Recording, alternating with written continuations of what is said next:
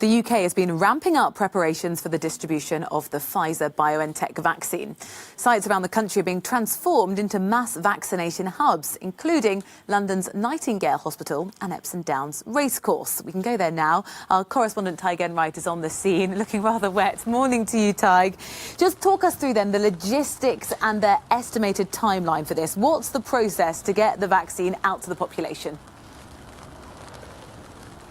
Hi Rosie, good morning to you. Will you join me from Epsom Downs racecourse, better known as home of the Epsom Derby, a big annual horse race where the Queen of England is routinely in attendance, but it's one of several unconventional venues earmarked for the distribution of this vaccine. Conference centres and other sports facilities are being lined up too. The Army is helping the National Health Service to adapt these venues for the purpose, but it must be said that these venues won't be up and running next week when the first doses of this vaccine are going to be administered. There's 800,000 on their way to the UK. The plan is to start rolling them out on Monday, but those vaccinations will be taking place in hospitals because it's only those facilities who have the cold storage facilities to keep this Pfizer jab at the sub 70 below zero temperature at which it's required to be kept. Now, we had been advised that the top priority group to receive this vaccine would be the residents and the staff who work in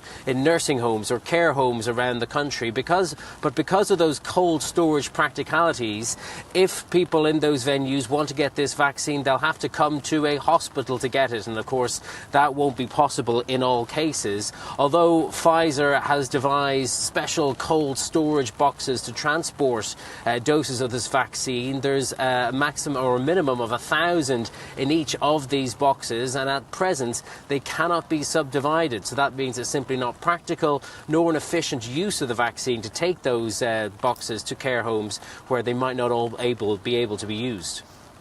Tadhg, there was quite a lot of excitement at this announcement this time yesterday. The Prime Minister, though, urging a little bit of caution. Yeah, absolutely. I mean, we are just at the very beginning of this process, and there's scant evidence that I can see behind me of this venue being adapted just yet. Boris Johnson telling MPs it's important that people don't get their hopes up too soon about the speed with which we'll be able to roll this out. And indeed, one of the health service bosses saying not to expect mass vaccination until the new year. I think people are particularly keen that people don't let their guard down around Christmas, when, of course, special arrangements have been made to let people see their friends and family. And it is important to remember the timeline of how this vaccine becomes effective.